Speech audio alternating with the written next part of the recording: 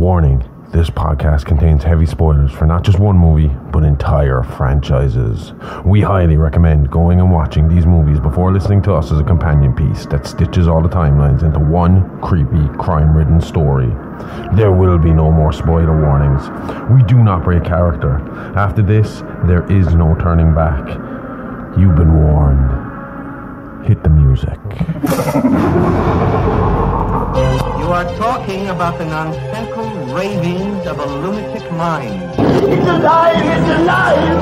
It's alive!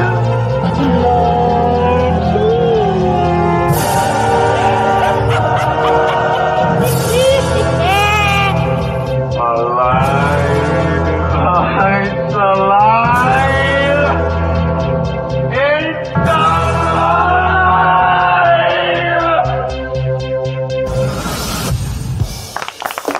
So a woman goes to her doctor. Doctor, she says, I'm worried about my husband. He started doing this whole Doctor Jekyll and Mr Hyde thing. I've tried talking to him about it, but he won't listen. When he's normal, he denies there's a problem. When he's being Mr Hyde, well, you can imagine. There's just no talking to him at all. The doctor tells her to calm down. I've seen this a number of times, and the treatment is pretty simple. He'll have to start masturbating regularly. Masturbating? But doctor, what kind of answer is that? What does that answer have to do with my husband's problem, the wife asks. Well, you see, the doctor replied, in these cases, I found that usually the patient just isn't feeling himself. Hello and welcome to It's Alive podcast. This is a true crime, paranormal, interstellar podcast covering unbelievable stories that sound like they were ripped straight from the pages of a Hollywood script. I'm your host, the man of many names, the outlaw Harley Ray, the bruiser Bronson, Dr. HR, Smoking Scene THC, or you can call me Josh for short. And with me as always is my very own Scream Queen, the perfect combination of beauty and brains, the bride of Smoking Scene India, Harley, expert of guts and gore, the gorgeous, the sexy Amy Rose. Hi.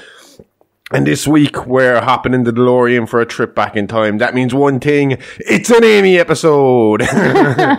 Being your resident historian, you're going to take the lead today and tell us all about the strange case of Dr. Henry Jekyll and the multiple personality disorder that turned him into the mischievous Edward Hyde. Yeah. And before we get, you are mad into your history stuff. I am. Like, I am the kind of true crime guy over here, and you just, every time it's your turn to do a story, it's straight on to how old can we go? Usually Victorian. The older the better. But I've been getting into history lately. You have? Specifically Irish history. And I listen to the Irish History podcast nearly every day when I'm working. That's good. And they're really interesting. The only problem I have, right, is I find it impossible. I've listened to this man's opening 20 episodes maybe 100 times. Okay. And I can never remember the names of the people involved. And I had the same problem. Oh, yeah. When we started watching Game of Thrones, for the first 3 or 4 seasons, I had no idea who blonde one, the big one, that was small one. You know, the guy on the wall. You knew a handful, like Ned Stark and stuff. But I'm having the same problem with this. Ned is pretty easy to remember. The problem is, when it comes to their history podcast, is the timeline goes so quickly that by the time these people come up, within an episode or two, they're dead and we're on. I mean, like, this guy could be talking about a guy at the start of one episode, and by the end of the episode, we're on to his great-great-grandfather's son, and it's like, what? Wait. I haven't learned everybody else's names yet. Go back. And that's, you know? And you start hearing names popping up over and over and over and over again. But it's like the second or the third generation of that grandson confusing. Of the original, and there were so many kingdoms and they're all fighting. And it seems like even when you were talking about Brian Boru, it sounded like he was just going up the country to fight a battle to find that there was it was like there was a fire started down at this sort of, we'll go back down, we've quenched that one. Oh no, there's one at the north again, we better go up there. And it's like every time you turned your back, they were rebelling and taking back over their space. And if they weren't, then another king was coming in and taking over. Or as the Vikings were coming in, keeping them busy. And the poor people that were constantly being taken over get the brunt of it. Because when the likes of Brian Boru comes back down to reclaim his land, he punishes them for allowing these people to take over. Like, you know, it's like, this is your fault. You swore allegiance to me. Now you're bending the knee to this guy. And holy fuck, it seems like it was awful complicated back then. Oh, definitely. It's like in Tudor England. Well, 1 minute you're expected to be Catholic, next minute you're Protestant, next minute you're Catholic. And if you're not flip-flopping like that, you're being burnt. But that's it. Do you know? But again, that's my other thing with the Christians. Do you know, it is... It's always been to whoever it suited the best or was convenient to. You know, the man-made issue that we keep bringing up about it, like, you know? Yeah. That it was whoever it helped, then they'd use it. You know, and that's what it became. But back to like the history side of things. Yeah, I do enjoy listening to them. I do just struggle with names and stuff like that. Because especially with, as you say, with Irish history, it is fierce, confusing. But you know me, it's going to be Irish history or it's going to be Viking history. And in which case, the names get no fucking easier. It's just son is added to the end of everything. Do you not think it's a tiny bit easier? Because it's like Irish names repeat more, I find. The problem, but that was the same problem with it's the saga thing I listened to for that. They're these two, from what I can tell, they're history teachers in a college or something. But they go through like a different saga, Icelandic saga every week. Okay. I haven't listened to it in a while now, but the stories are really cool. Yeah. Do you know, they're really proper mythical fucking cool stories to listen to. But the names there's repetitive names there again. There's a lot of Ragnars and there's a lot of fucking Thorsons and there's a lot of fucking, you know, this kind of stuff, like, you know, and they do get repeated because a lot of them be named after gods or high people in their own area or after their parents. Yeah. You know? Yeah. I mean, that's their surname changes every generation to... That's still in Iceland, isn't it? I'm not 100% sure, but it's the same way our surname started. I mean, O'Brien is from Brian. O'Sullivan is from the Sullivans, like, you know? Yeah. I mean, you know, it's the same. What's your name in Irish again? Neogerty. So I'd be Amy Neogerty. Yeah, from basically the same thing, O'Fogarty, We actually, it wasn't that long ago, we dropped the O. Oh, yeah, because there is O'Fogarty's, isn't there? Yeah. Just like there's Sullivans and O'Sullivans. There's Sullivans and O'Sullivans. For every O name, there is a not O name. Fucking Sullivans. They think they're better than us in their own timeline. You're from the same bloodline as us.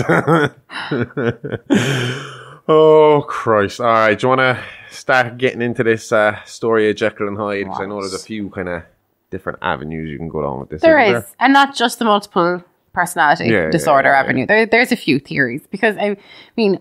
what we're about to tell is basically, it is kind of a story of it, maybe a story of addiction. It may be a lot of things, basically. But it's set in Victorian era London and it became sensationalized at the time.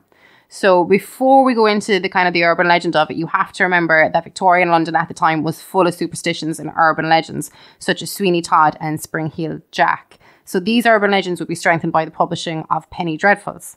They were cheap, popular serial literature produced during the 19th century in the United Kingdom.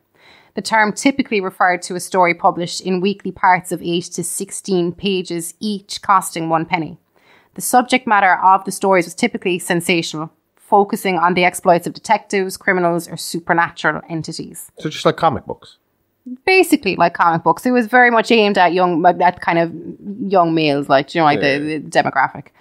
First published in the 1830s, the penny dreadful featured characters such as Dick Turpin, Varney the Vampire, and, as I mentioned, Sweeney Todd and Spring-Heeled Jack. Wouldn't that be awesome? If Varney the Vampire, if Jim Varney got to be a vampire and he was still with us. Varney would be a funny vampire. I have an awful soft spot for him. For people who don't know Jim Varney, then you were unlucky enough to have not grown up with the best movies of the 90s. Oh, Beverly Hillbillies is my favourite. Oh, I forget he's in so much more than Ernest. Like, I mean, he's a big part of Toy Story. He was Slinky. Yeah. What else was he in? He's been in a pile. I saw him in something lately. I know we watched Ernest with the boys, but we watched something lately. Ernest has always been the big one for me because we grew up on Ernest. Like, you know, I found him hilarious in Ernest. And I was never mad about Ernest when I was younger, but now that we're watching them, I find them funny. Oh, they're saying Ernest Goes to Camp, Ernest Saves Christmas, Ernest Goes to Jail was one of my favourite. We watched that lately. We did, yeah. That was pretty funny. So Ernest Scared Stupid, that's the Halloween one. The Beverly Hillbillies. Ernest Rides Again. Ernest Goes to School. Slam Dunk Ernest. Then he does Toy Story. Ernest Goes to Africa, which apparently has not aged well. Ernest in the Army. Three Ninjas. What the fuck did we see him in then? That's 2001. I know we did see him. Or are we just thinking of Ernest Goes to Jail because he played the bad guy in that too and he was kind of serious? And that's just what we're thinking That's our serious turn. And he's one of my favourite Simpsons characters. Cooter. Who's Cooter? Do you remember the episode where they lose the house to the carnies? Oh, he's the bad carny. Okay. Okay. But yeah, that's it. Yeah, you are literally just thinking of him being the bad guy and it goes to jail and being serious, and that's why you see him as... He was a good bad guy. He wasn't bad, to be fair. I know, I love it. Ernest and Pee Wee Herman were the American comedy stars that I would ball up on. We lost a load this year, didn't we? Well, Jim Varney's been dead since 2000. Well, I'm on about Pee Wee. Since 2000. Pee Wee died this year, yeah? Yeah. Pee Wee died this year. Yeah. Varney died February 10th, 2000. What was wrong with him? So living with the illness. Was it cancer? Lung cancer. He was a big smoker, which is kind of obvious now when you listen to his voice. Yeah. He did have a very specific gruff voice. Not raspy, kind of, but it was like he had a frog in his throat sometimes. Married twice. Oh, I love this guy. He was just... Oh, Jim Varney, come back as a vampire and entertain us again. Anyway, back to your penny dreadfuls. By the 1850s, there were up to 100 publishers of penny fiction, and in the 1860s and 1870s, more than 1 million boys' periodicals were sold per week. Before you say any more, for more on Spring Heel Jack, check out Creepypasta I was just about to say it. That episode is really good. I enjoyed that episode. It's back near the start. They were mass-produced popular culture for the young and basically the Victorian equivalent of video games. So would their parents be like screaming at them, "Get off those penny dreadfuls and go outside when I was your age"? Probably. You're going to turn your eyes I played with a stick and a rock, that's it.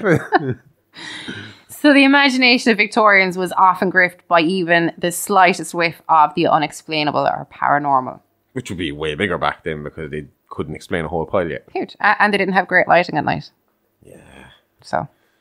yeah, that would be kind of... But they would have had... Like, cause I remember I was actually going to bring that up when we were talking about the Irish History podcast about how, like, you know, when those armies, like, that it was... The summer was all their battling, and then once it got to winter time, there was nothing for them to do. Like, you know, they'd be literally sitting around the ring fort just... Waiting for the summer to come, or the spring to come again so they could go back to fucking fighting. But I would assume they would have had like the candle street lights, wouldn't they, back in these days? Yeah, but I mean, like, if you think of our lamps now, like, you know, our street lamps, if we go outside, like, yeah, it's lit, but like it's still dark. Like, so I mean, if you're just relying on candles, house, they would have had better candles. Because, like, again, the Irish History podcast, we're talking about the candles. Like, if you were of some standing, you might have had a candle, but the candle stunk because it was animal fat, like you were burning and shit tallow. Like that. Whereas I would have assumed in Victorian times, well, again, I suppose it depends on how much money you have, isn't it? If you're still a fucking lower class person, you're still going to be getting the shit candles. But that's it. Yeah. There's actually a story that Queen Victoria, the husband wanted to cut cost, and so he ordered tallow candles instead. And they filled the whole city would have stunk. No, it was just the palace. Like, I thought you meant for the lights out and thing. Like, no. So they ordered the tallow candles, and next thing he was like, "What is that smell?" And they were like, "Well, you ordered the tallow candles to cut costs." And he learned his lesson. Cheapskate. Yep. Okay, so on October 18th, 1882, the police were called to a residence in Cavendish Square in London. On arriving, they were greeted by a distraught maid, Mary Reilly, who is in the employment of one Doctor Hyde. According to the maid, she had been going to bed at about 11 when she saw through the window an elderly gentleman being clubbed and stomped to death. Holy shit. Mm-hmm. The assailant she recognised as a Mr Hyde, who had visited her employer and had kind of given her the creeps. I think she had seen him on maybe like one or two occasions. Mr Hyde usually kept himself to himself. Yeah, I read her book. Mm-hmm. She must have embellished a little bit because according to her, she was a bit flirty with her once or twice, but obviously not. No, yeah.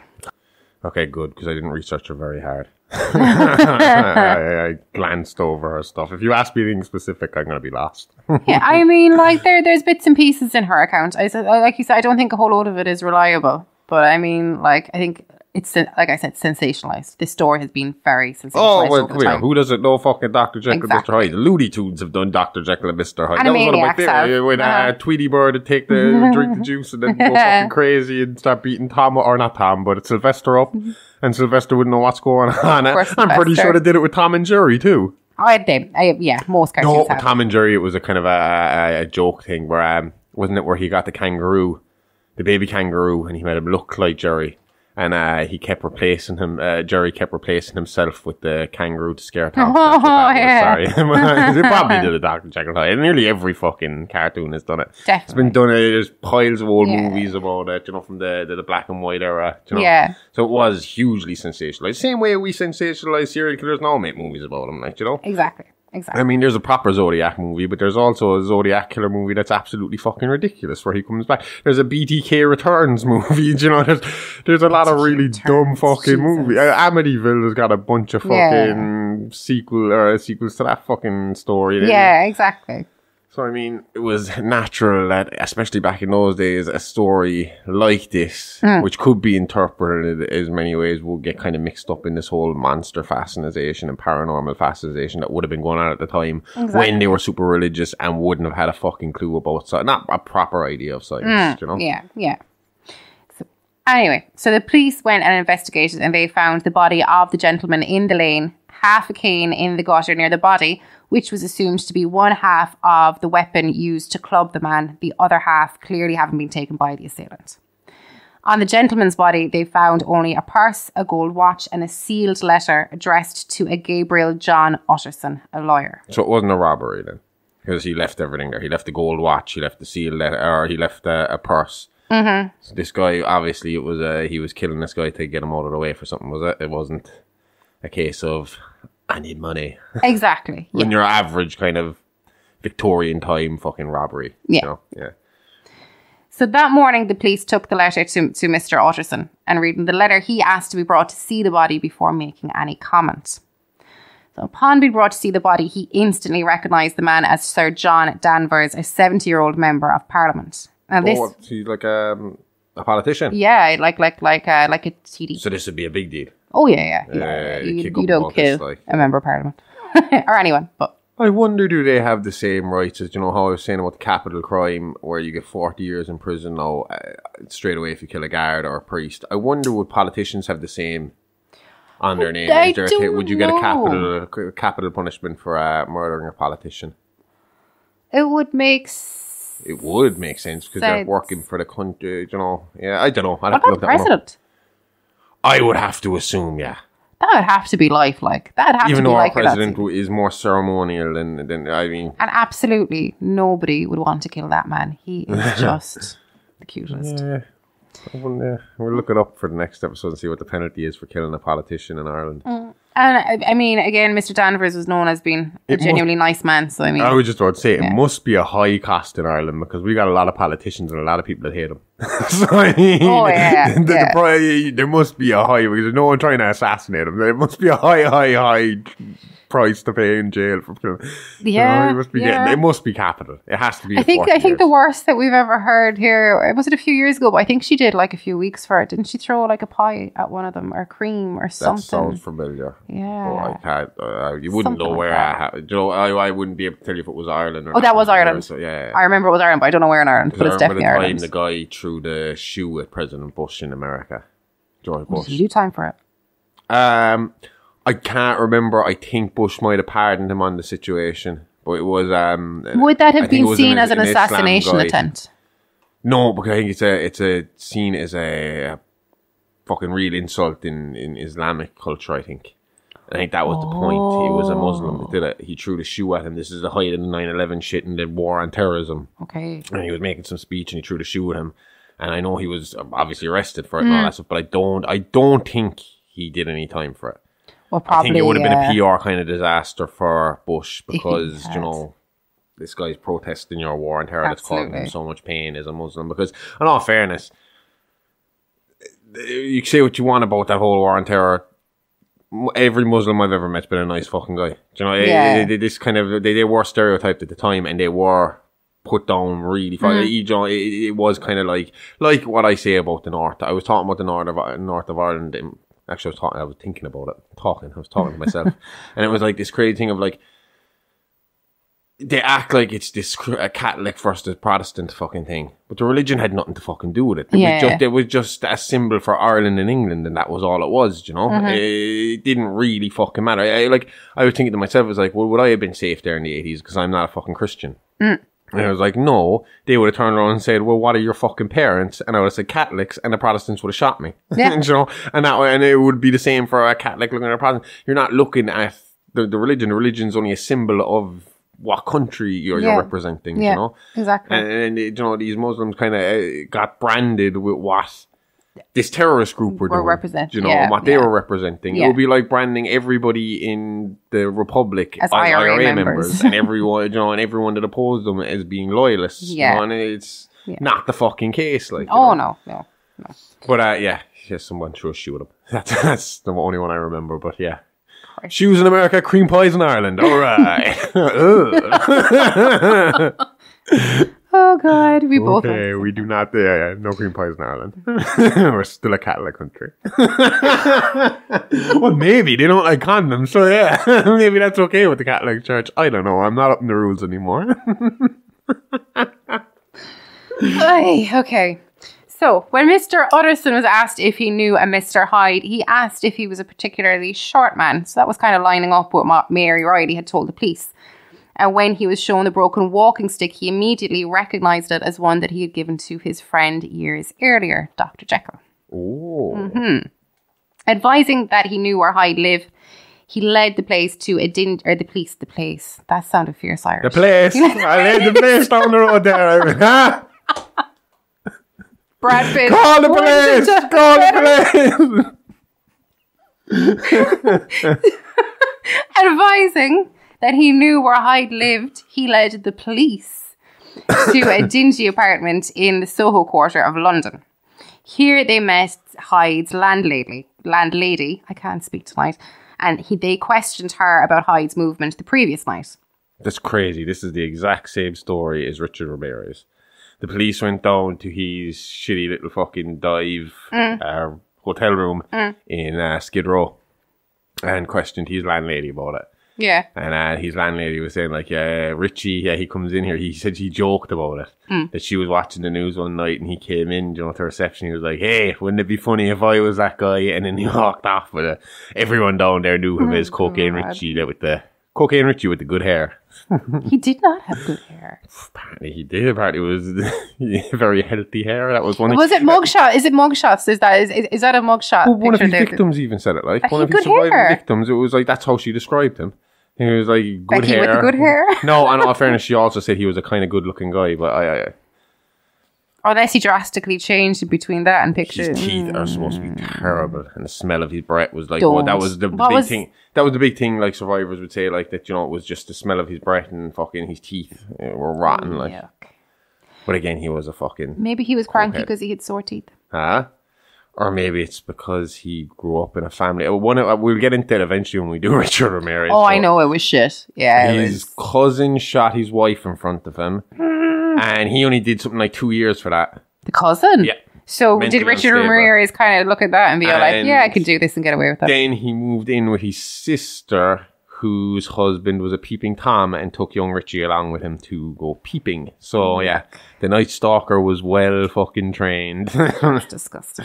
Oh fucking, his story is unbelievably disgusting. When we get into it someday again, you'll see. Yuck. He will be done soon. Well, he will be when we get there fairly quickly. So back to Hyde's landlady.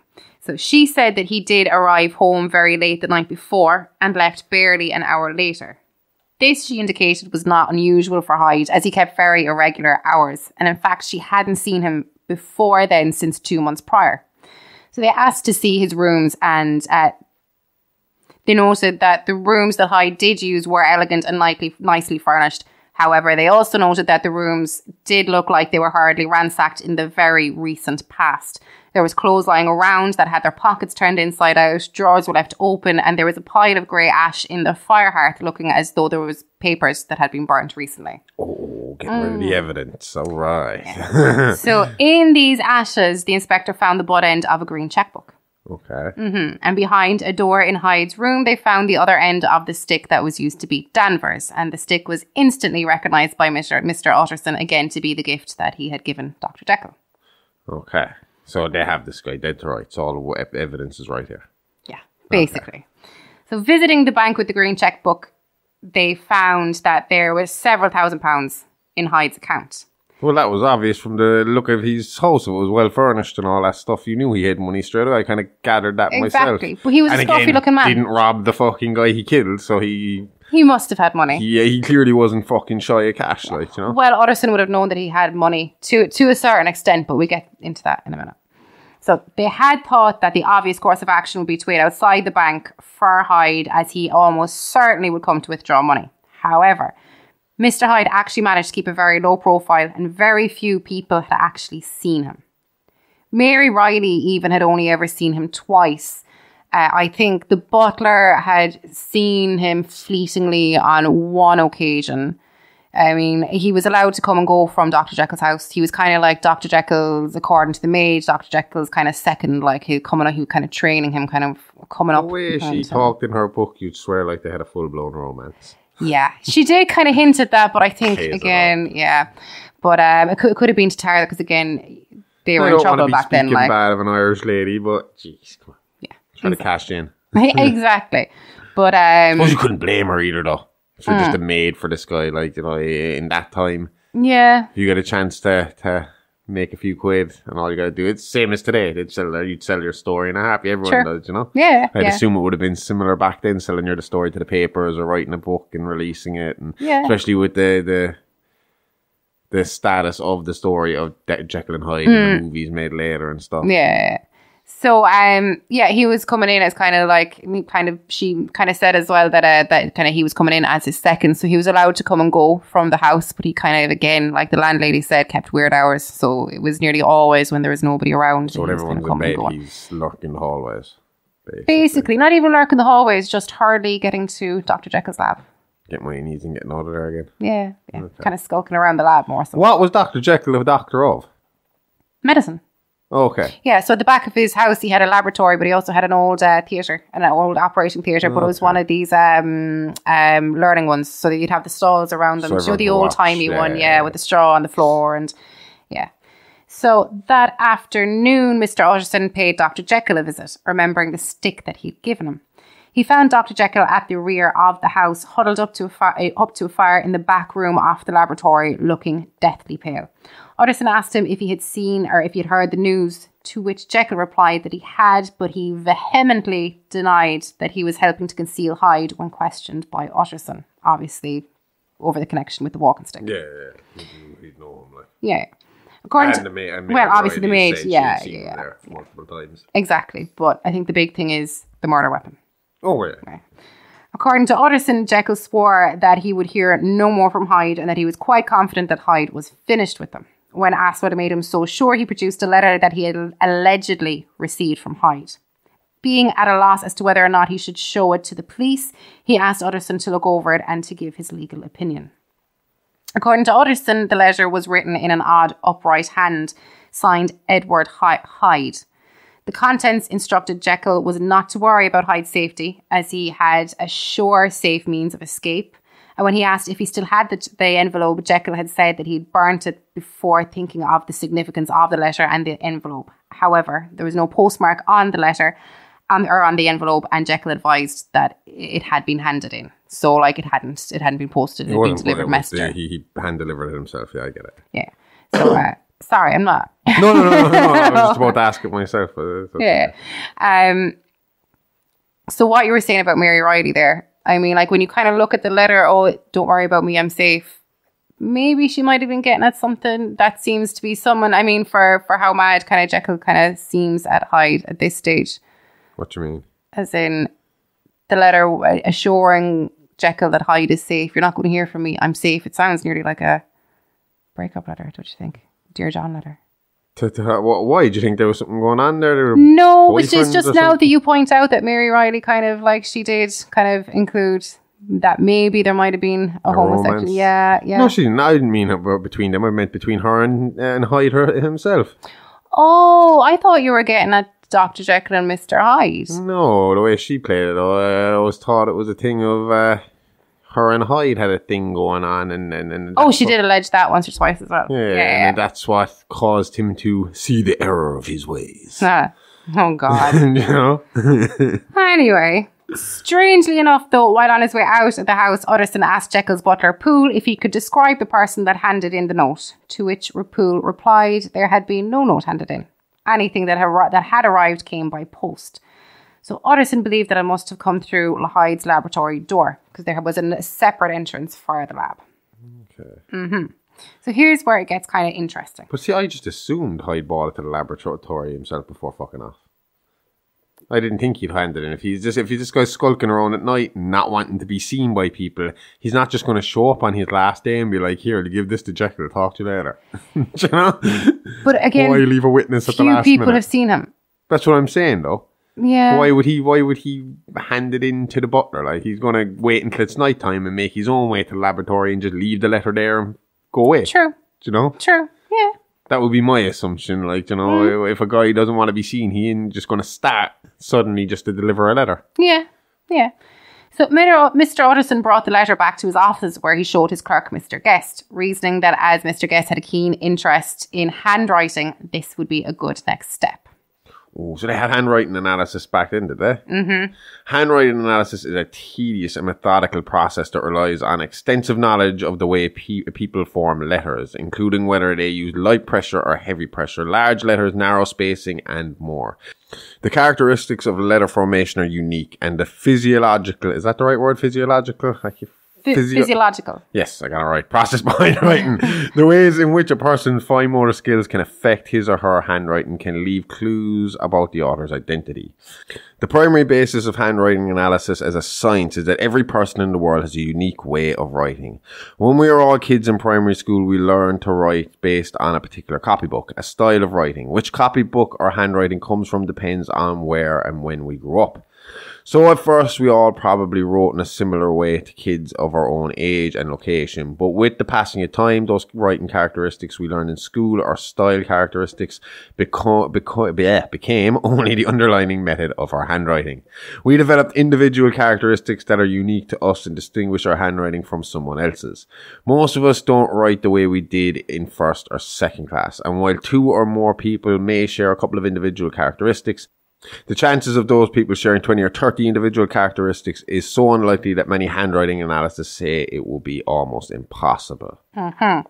And when Mr. Guest saw the note, he commented that it was written in a very odd hand.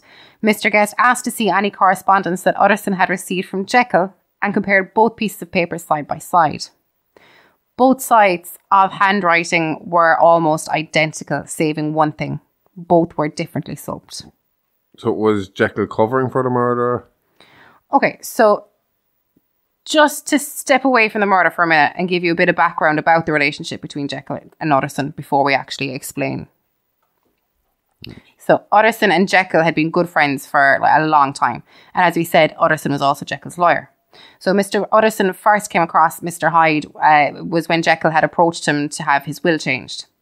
The new version of the will provided that in the event of Jekyll's death, Hyde would inherit all his possessions. In the case of Jekyll's disappearance, after a period of 3 months had passed, Hyde would step into Jekyll's shoes without further delay. And that will did not sit well with Utterson at all. Why? Because they're mad stipulations. It's kind of like you're setting yourself up to be disappeared or murdered. Not to be murdered. Yeah. Do you not think so? Yeah. I think... Yeah, I suppose so, yeah. Especially in those times when you could get away with it a lot easier. Exactly. Yeah. And it's kind of... I wouldn't have put the disappearance thing in there. No. And also, he was very good friends with Dr. Jekyll, and I would assume that he would have presumed for Hyde to be the benefactor, and a benefactor to that extent that he would have heard of Hyde before this. It was the first time he'd ever heard of him. Okay, yeah, I get it. So the second time Utterson came across, and obviously, just going from the will, that would be how the clerk would have recognised the handwriting. Okay. Because the clerk would have been like not legal secretary, legal executive. So he would have witnessed wills and all that. And yeah. So the second time Utterson came across Mr. Hyde, Hyde definitely did not make a good impression on him either. So one day while walking through Soho with Richard Enfield, Utterson's cousin, and a kind of man about town, Richard pointed to a door. This door happened to be the entrance to the old dissecting room, so the theatre that we were talking about, attached to Dr. Jekyll's laboratory at the rear of the house. Enfield had said that one night as he was on his way home at about 3 o'clock in the morning, he saw two figures coming towards him. One being a girl, aged maybe about 10, running like the wind, and the other being a little man appearing to almost drag his leg behind him as if almost in a kind of a limp. The two were going towards each other at a kind of a corner, and inevitably, she was running. They were coming towards a corner. Yeah. They were going to crash head on into each other. And that's what happened, knocking the child over. The man carried on his way, trampling over the child, who was left screaming on the ground. Enfield said that he gave chase and caught the man and dragged him back to the child where a crowd had already gathered. According to Enfield, once the doctor arrived, there was not much harm done to the child, but she was more frightened than hurt. But it was still a pretty shit thing to do. Yeah, in fairness.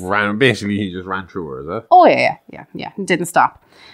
So what Enfield did find curious was that even though the doctor had confirmed the child had sustained no injuries, the child's family and the crowd that gathered around were out for blood just by the mere look of the man. Even the doctor said that he had turned sick and white with the desire to kill the man every time he looked at him. He's just got one of these punchable faces. Absolutely. So. You know the kind of face. I have met people like this where I just looked at them and for no reason at all thought, I would love to eat them. The kind of people that give you... I never would. He just gave everybody an excuse to fucking kill. Yeah. I never would, but it's in the back of your head, like, there's a need. You just have to repress it. But usually it's not, I find usually it's not that the person is ugly, it's the expression they hold on their face. Like, yeah, I get it, yeah.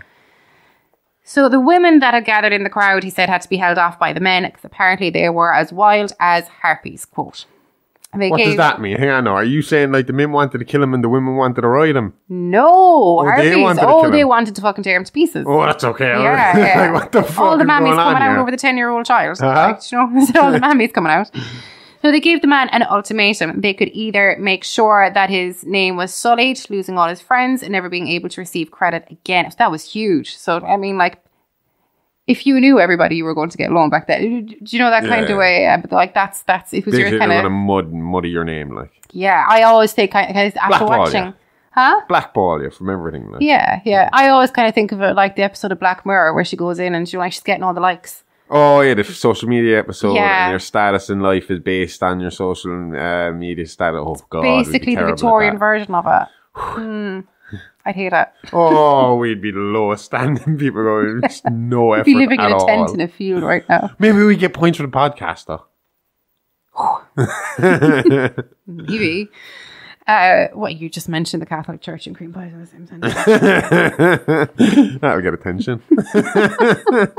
Not likes though. In the end, they demanded £100 for the child's family. The man eventually agreed because obviously he had no freaking choice and led Enfield and the crowd to the door that Enfield had remarked upon to Utterson, being the laboratory door. Yeah. So the men went through this door and eventually returned with £10 in gold and a cheque for the balance.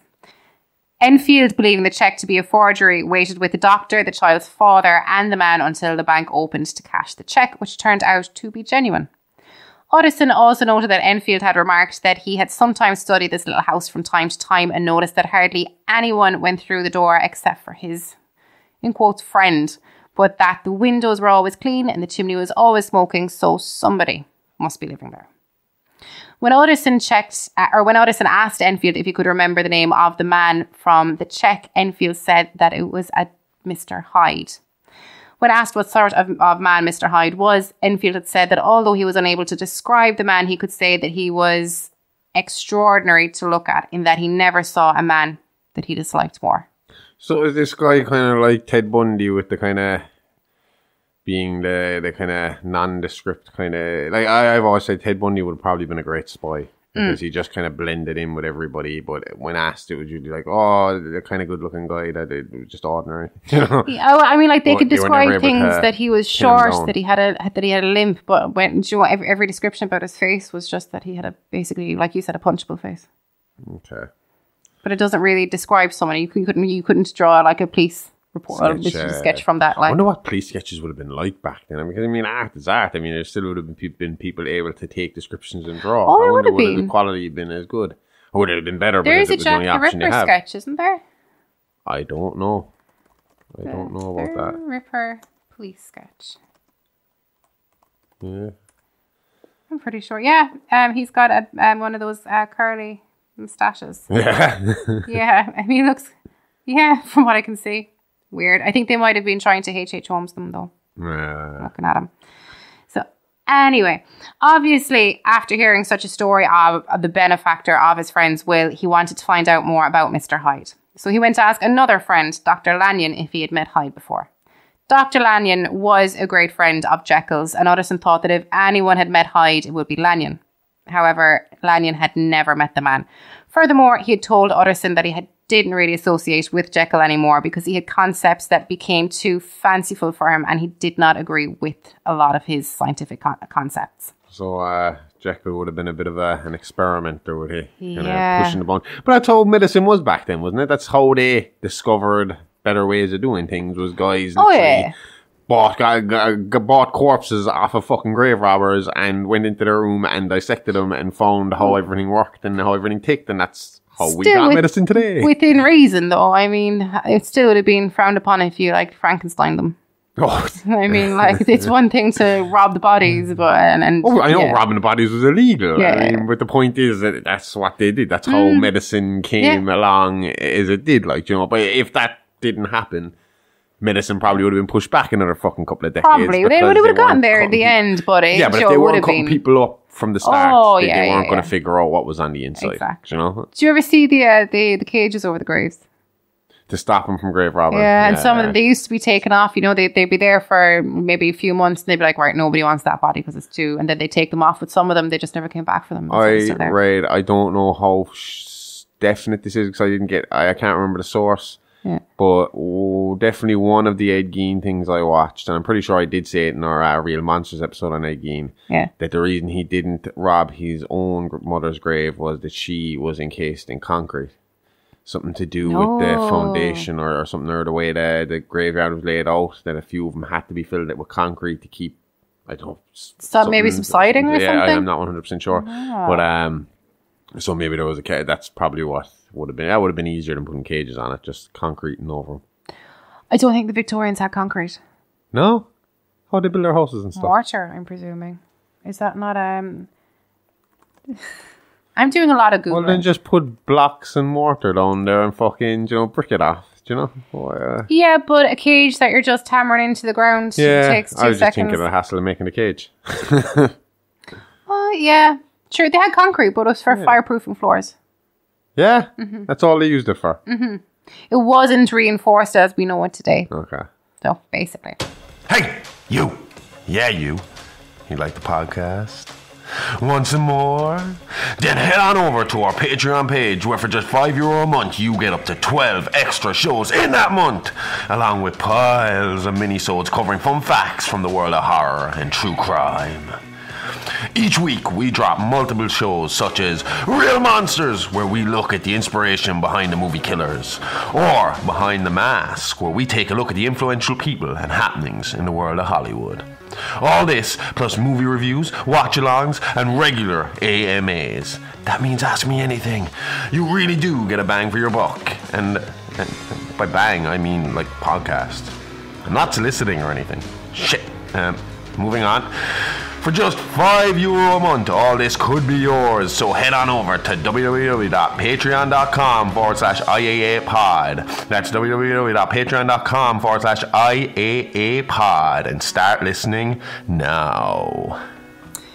So, from this description of Hyde and the fact that he was the benefactor of Jekyll's will, curiosity overcame Utterson. So he stood morning, noon and night, and hail, rain or shine, by the door in Soho in order to catch a glimpse of Hyde.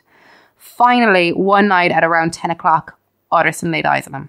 This sounds more like the story of a stalker than it does a story of a killer. I think it's just a man wanting to make sure his best friend is okay. Yeah.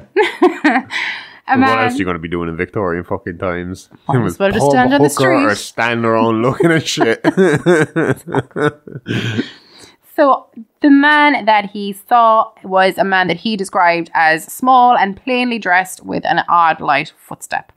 He approached the door and withdrew the key for the door. Utterson asked him if he was Mr. Hyde, to which he replied he was, and asked Utterson what he wanted. Utterson said that he was an old friend of Dr. Jekyll's and he asked to see Mr. Hyde's face. Hyde obliged, asking after how Utterson had known it was him. Utterson replied that he had got his description from a common friend, not wanting to mention Enfield. He told him that it was Jekyll who had described him to him. According to Utterson, Hyde flew into an absolute rage when he was told that it was Hyde, that it was Jekyll that described him. Saw it as a bit of a backstabbing, like a bit No, not at all. He told Utterson that he had to be lying. That he was absolutely lying. That Jekyll wouldn't have described him to him. Oh, so he trusted him. Yeah, basically, yeah. But I mean, I'm having that trust in someone. Do you know that kind He's of been way? a factor, I suppose. There must have, I mean, at this point, you have to think that there was some level of trust between them. Yeah, but just have all these points in your head for one of the theories afterwards. One of the sensationalized theories. So entering the dissecting room, he left Utterson on the street. And that was kind of the end of that interaction. Yeah. He was obviously a bit of a gruff man. So after that, Utterson wanted to see Dr. Jekyll. And when he got there, Jekyll's butler, Poole, advised that he wasn't at home. Utterson has asked if it was right that Mr. Hyde had entered the dissecting room door if Jekyll wasn't at home. Poole said that it was okay, that Hyde had a key and that all the servants were told to obey Hyde's orders. However, he never dined with Jekyll and they very rarely met him on the other side of the house as he preferred to come and go by the dissecting room door through the laboratory. Okay. So 2 weeks later, Dr. Jekyll threw a dinner party at his house and with a handful of friends in attendance, Mr. Utterson being one, he got a quiet minute to have a word with Jekyll and he let him know once more that he disapproved of the will and that he'd heard a dreadful story about Hyde. It's been about the kid. Yeah. Jekyll immediately shut him down, not wanting to speak any more about Hyde in any way, shape or form. And according to Utterson, he had said that his position was unusual and that his will was staying as he had updated. He told him that the minute he chose to be free of Mr. Hyde, he could be. And then Utterson was not to say or worry any more about the matter. So basically what he said there was, stay the fuck out of my business. Oh, exactly. Yeah. That he's fine, that the only thing that he asked Utterson to do in the matter was basically to help Hyde when Jekyll was no longer there. Okay. So, which again, it's a bit of an odd statement. In one side of it, he's like, I can get rid of him anytime I want, but, help him when I'm not here anymore. And again, with the whole disappearance thing, it almost sounds like he's expecting someone to come fucking for him. Oh, yeah. Like he's worried that there's someone after him or something. It Absolutely. sounds like a mafia guy, like preparing his family for the worst when he knows to hit out on them, you know? Yeah. And I think we'll go into it a tiny bit more. I think that at this stage as well, Utterson was kind of playing with the idea in his head of that maybe there is a medical condition here. Okay. And not so much psychological, we'll get into that as well, but more of like an actual medical, like a physical condition. For what, Jekyll? Yeah. Jekyll might be dying or something, and that's why he was... Yeah, kind of. Well, okay. Yeah, exactly. Okay. So all that took place nearly a year before the murder of Danvers. So back to the case at hand. So not long after the Danvers incident, Mr. Utterson received a visit from Mr. Poole, Jekyll's butler. He'd said that from the look on Poole's face, he knew instantly something was wrong. Poole said that they all knew of the doctor's ways. He was kind of known for shutting himself away in his laboratory for periods of time, being kind of like, as we said, he was kind of getting more fanciful in his scientific concepts. So, but this time, Poole, he felt it was different. According to Utterson, Poole said that he'd been worried for a week and that he could bear it no longer. He suspected there had been foul play, asking Utterson to come with him to Jekyll's house to investigate. So what, they thought they hadn't seen him because something had happened to him, like? Because something had happened to him. And I'll go into it a bit more as well, but there was kind of certain interactions where Dr. Jekyll may have been passing himself off as Dr. Jekyll, but his voice definitely wasn't Dr. Jekyll. So Hyde might have been pretending to be Dr. Jekyll. Mm-hmm. Mm-hmm. Okay. So, it's a lot more complicated than the movies make it out to be. Yes. The movies are pretty much straight up, I drink this juice and I get angry. Because everybody knows the horror side of it, yeah. So when they arrived at the house, the door was locked. Poole reassured the servants that it was himself who had returned with Utterson. So obviously the servants were extremely nervous also. So they were afraid of Hyde? Oh yeah. I mean, he's kind of like a boogeyman, all right. Do you know, when you think of it, only comes at night. Yeah. You know, this tramples little girls. Grim's creepy appearance. Mm-hmm. You know, even the limp. It does sound like and this something. is after the mate had seen Danvers being clubbed. Oh, that's to death. it, yeah. Well. So they know he's a killer too. Oh, yeah, definitely. So entering the house, all the servants were downstairs in their nightclothes, huddled around the fire, all clearly afraid and silent, except for the maid who was crying. So obviously she was scared shitless. That Mary Reilly? Yeah. Following Poole through the house, they reached the laboratory and Poole told Utterson to hide within earshot. Excuse me. He wanted Utterson to be able to hear the exchange, but did not want to be seen or to be heard himself. So Poole called out to Jekyll without entering the lab to let him know that Utterson was here to see him. Jekyll called back to Poole, telling him to tell Utterson that he was not able to see anyone. And see, again, we talk about like what he might have been up to in there. Yeah. Like for people who don't realize, is like if he had been caught dissecting people in there, even if it was for like research, medical research to better medical or advance the medical fucking system and all that kind of stuff. This is a very religious time. He would have been fucking hung, burned, drawn, quartered. They would have fucking... Only if it was illegal grave robbing. If he got the cadaver, usually it was that's convicts. what I mean. If he got it from a grave robber, like then he's in trouble. Yeah. You're fucking going down. Like it's fucking witch behavior. That is. If you got it legally, you're fine. Yeah. All our dead bodies are ethically sourced. How common would that have been, though? Where would they have been getting fucking, as you say, ethically sourced bodies from? Would it just been criminals? Yeah, things like that. I presume even back then, mean, like people were starting to become into being scientific nuts. Yeah. You know, we were kind of getting into that era. Again, slavery, stuff that was seen as property would have been easy as well to sell on. More so in America. That wasn't that. I don't think that would have been as common in the UK because there wasn't slavery in the UK. Slavery. Yeah. Exactly. You would have been a low-wage servant, which would have been close to slavery, basically, in the UK. That would have been the difference. Basically, I think they definitely still had indentured servants, or so basically, like you were a paid slave. Yeah, that's it. So the two crept back into the house and Poole asked if Utterson would agree that the voice they had heard from the lab was not Jekyll. Utterson, while agreeing that he definitely did not sound like himself, and further he had seen Jekyll while out walking with Enfield a few days prior, and Jekyll, again looking kind of desperate, had told the pair that he was feeling very, very low and who hoped to recover soon. So he was kind of maybe getting he just wasn't well. He was sick. He was sick, yeah. What age would he be at this point? Do we know? Do we have an idea? I don't think... I would say roughly kind of mid to late 50s. Okay. Old in this time. Yeah, exactly. So Utterson also pointed out that if what Poole was getting at was that Hyde had murdered Jekyll, it wouldn't make sense because why would Hyde hang around? Yeah, he'd just collect his... Well, I suppose he'd have to hang around to collect what he gets on the will, wouldn't he? Exactly. Well, yeah, could be it. Poole argued that the last week, whoever was living in the lab had been crying out for medicine that he couldn't get his hands on. He had also said that sometimes when Jekyll was holed up in the lab, he would write orders on a piece of paper for the servants and leave them on the stairs. The last week, however, that was all they received.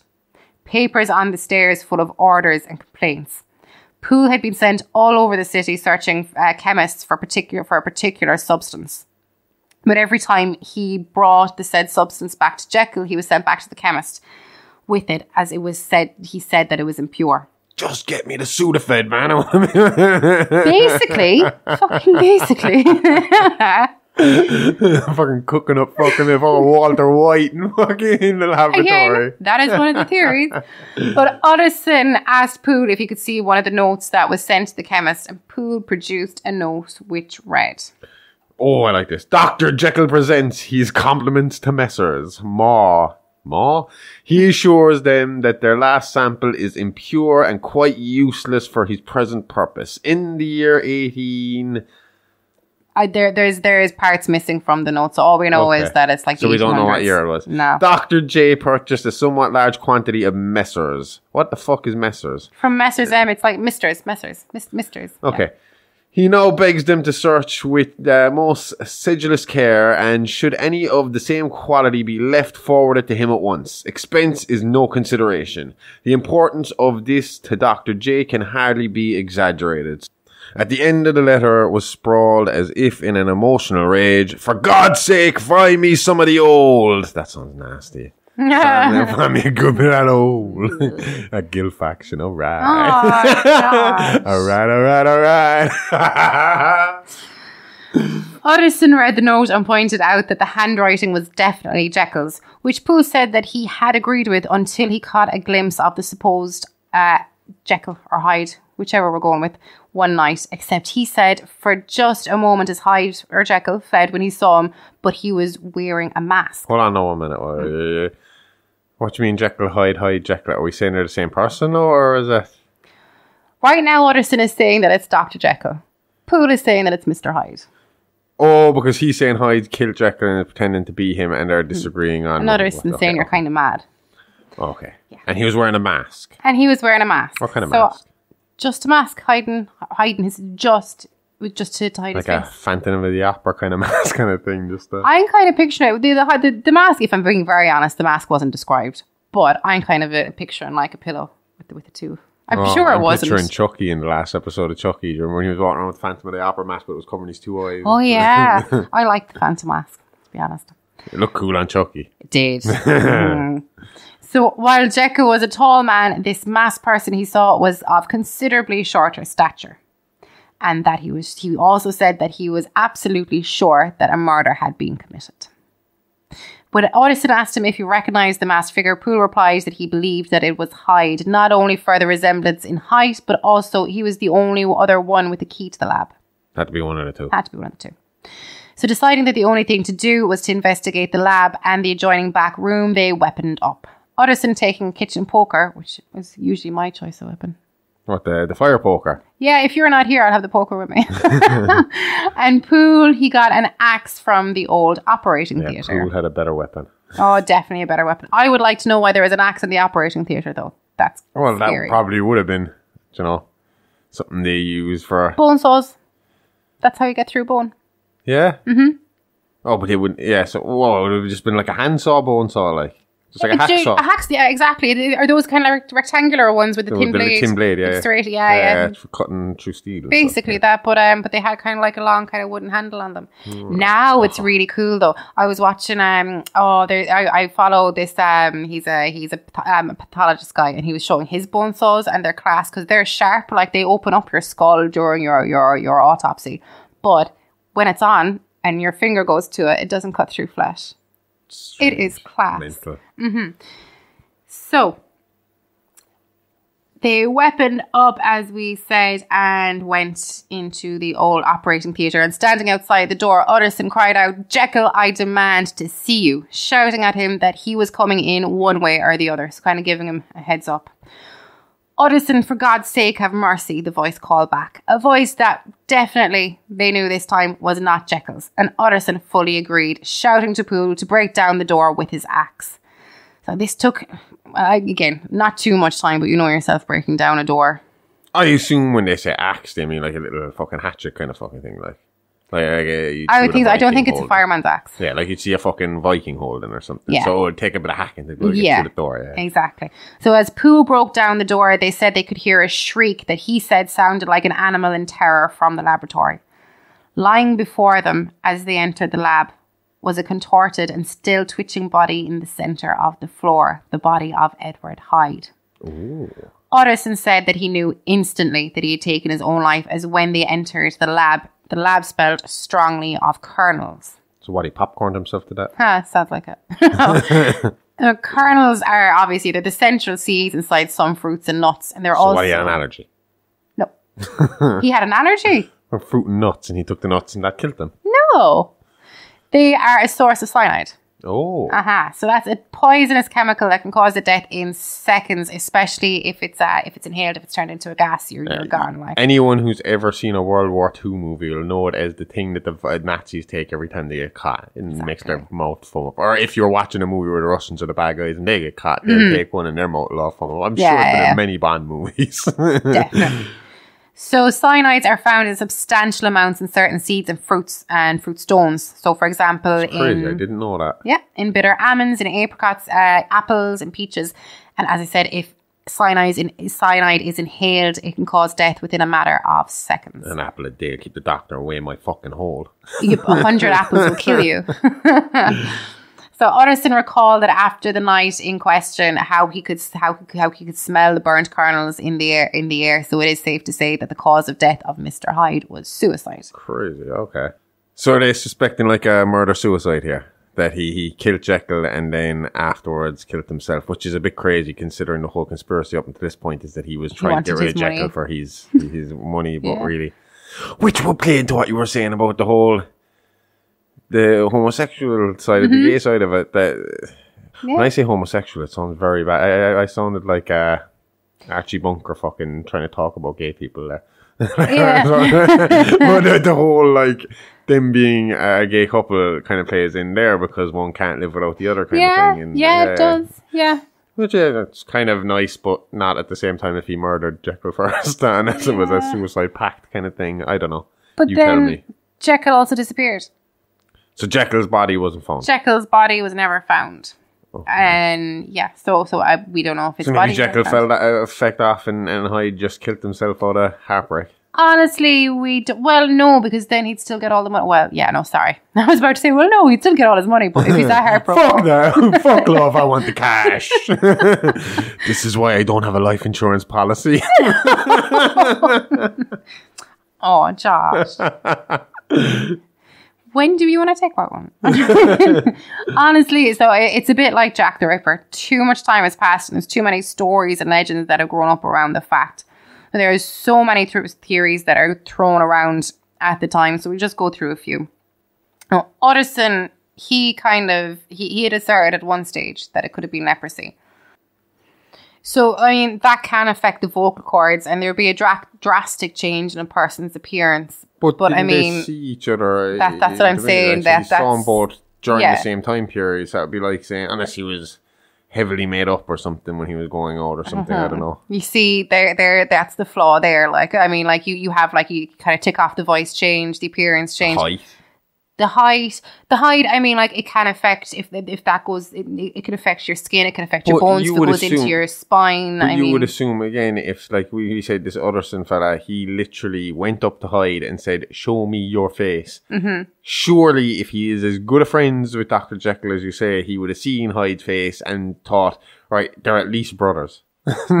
Cousins, something, there's a resemblance here, like, you know? Yeah, true. So he wouldn't, I mean, if you're that close to a person, you're not going to be like, just because they got disease, like, yeah. You'd be suspecting something, you'd have some bit of a suspicion. Even fucking Mary Reilly in her book said she had, like, a little bit of suspicion that they might have been the same person at one time, like, you know? But I, to be honest, I think the medical explanations are out the door because of the fact that he was seen, you know, like Dr. Jekyll had been seen. But if we were to go with a medical explanation, I think syphilis works better.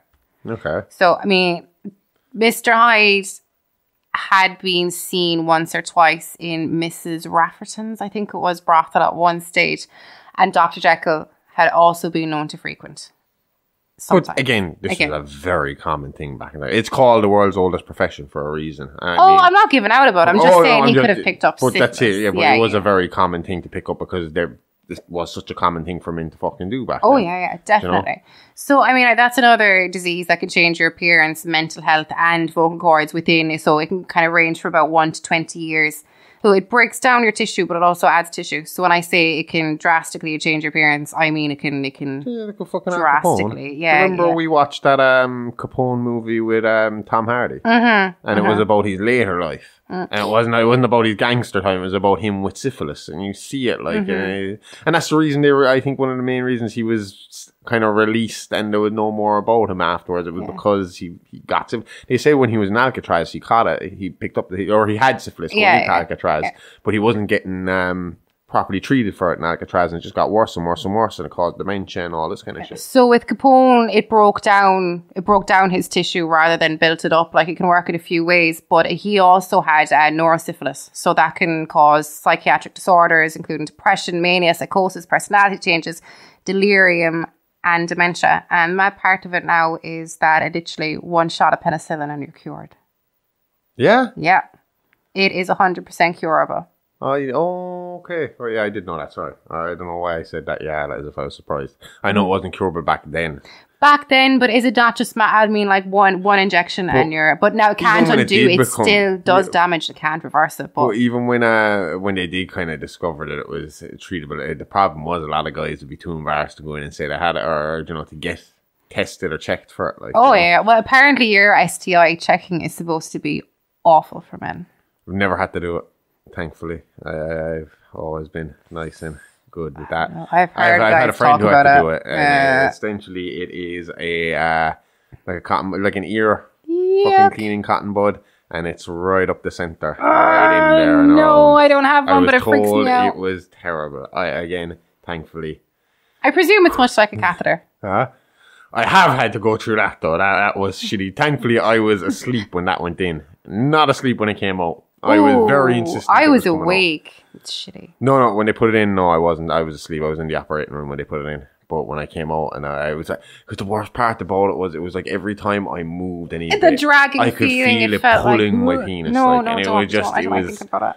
I remember being so determined that, like, when your man came, I was like, this is coming out. No, I want this taken out. To pee. Oh, no, I told them, I was like, this is coming fucking out. Mm-hmm. And they came down and said, fine, we'll take it out. And I was just like, just do it. Just do it. It was like, okay, 1, 2, 3, cough. And then out it came. No. And they threatened me with it later again, alright. They did, if I didn't pee, it was going in, like, and eventually they gave me some Valium, and I stood in that bathroom and I screamed at my penis until something came out. Did you genuinely scream at it? I was just like, just come on, we can't let this happen again. It's not going back in there, just pee. Anything, just a drop, just a drip, just so I can show her something's coming out. God. I did it though.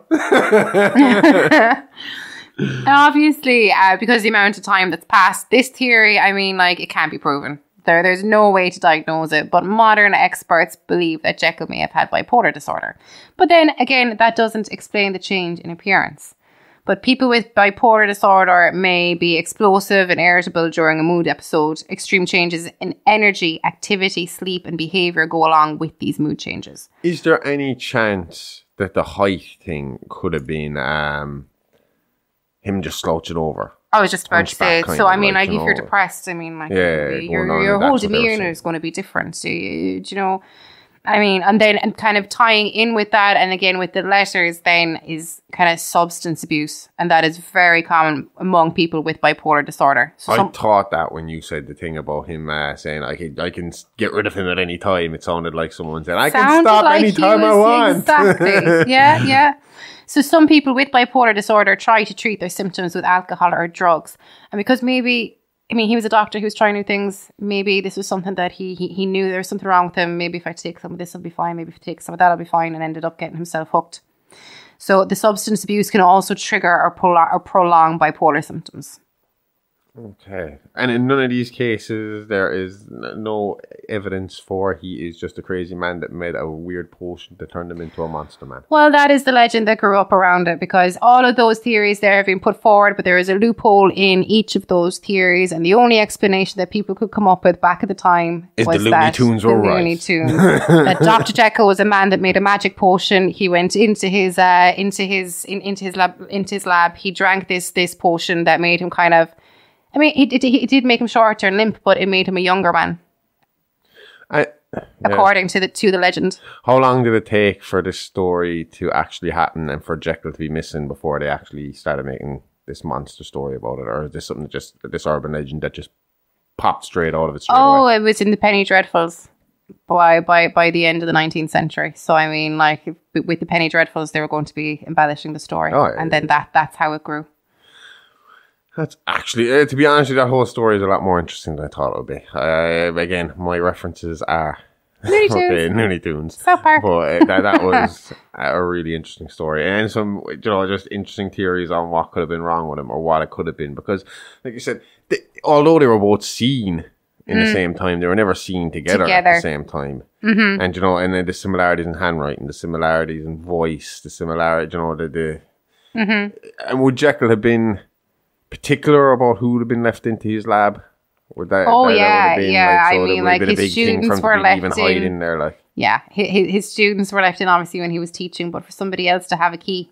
And even then, when you look at Hyde's certainty that Jekyll didn't But that is the big thing. That's what I wanted to say to you earlier, but I knew we had to go into it a tiny bit more. But to absolutely fly off the handle. To be like, there's no way he fucking told you, because I know he didn't tell you. Fuck you, you liar, like, do you know? And I mean, that is the biggest story to come out of it, is that they were the same person and they were just the same. I would say it's the only story that I can't find a loophole with. And when I read it, even when I saw the Looney Tunes stuff, and I always kind of considered it as more of a mental health story of a split personality kind of issue. Mm-hmm.